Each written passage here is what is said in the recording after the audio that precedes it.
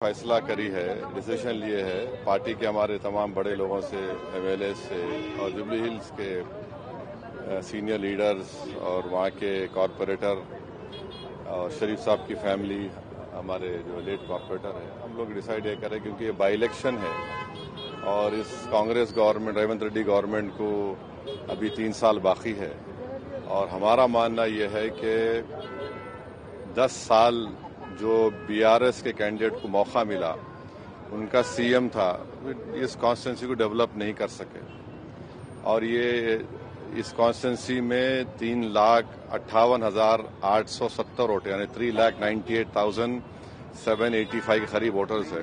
हाँ, तो यहाँ पर डेवलपमेंट ज़रूरी है और जुबली हिल्स में डेवलपमेंट के लिए, क्योंकि अब ये बाई इलेक्शन है, ये रिजल्ट की वजह से तो कोई गवर्नमेंट गिरने वाली नहीं है ना, गवर्नमेंट बनने वाली है और 10 साल यहाँ की जनता ने बीआरएस कैंडिडेट को मौका दिया, वो कंप्लीट फेलियर साबित हुए।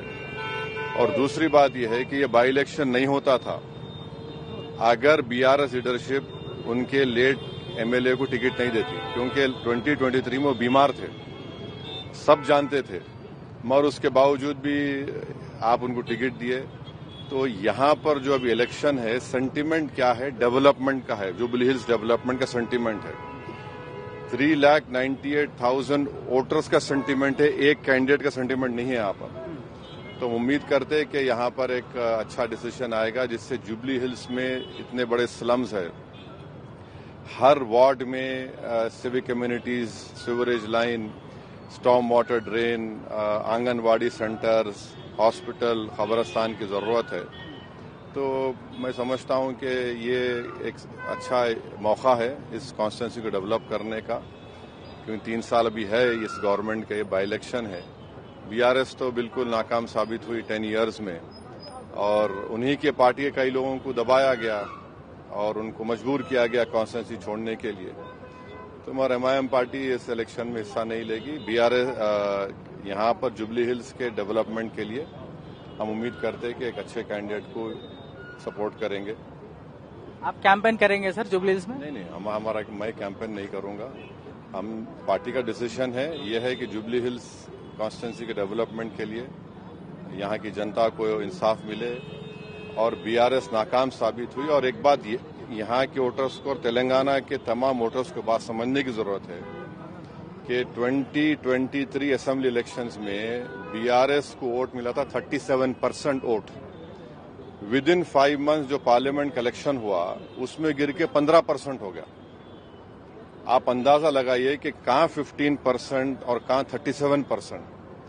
और पार्लियामेंट, सिकंदराबाद पार्लियामेंट कॉन्स्टिट्यूंसी में एक ही असेंबली सेगमेंट था जहां पर बीजेपी को लीड नहीं मिली, नामपल्ली था, जहां पर एमआईएम का एमएलए था।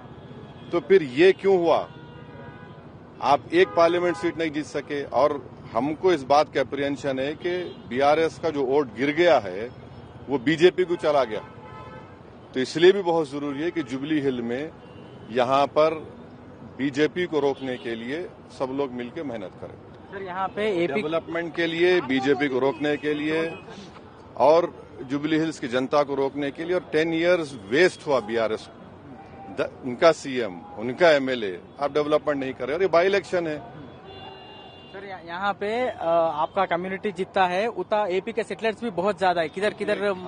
देखिए, ये इलेक्शन डेवलपमेंट का है। मैं नवीन यादव को ये बोला कि आपकी कामयाबी ये होंगी कि आप हर समाज को साथ लेके चलो, चाहे अपर कास्ट हो, बैकवर्ड क्लास हो, माइनॉरिटीज हो, मुस्लिम्स हो, दलित्स हो, सबको लेके आगे बढ़िए।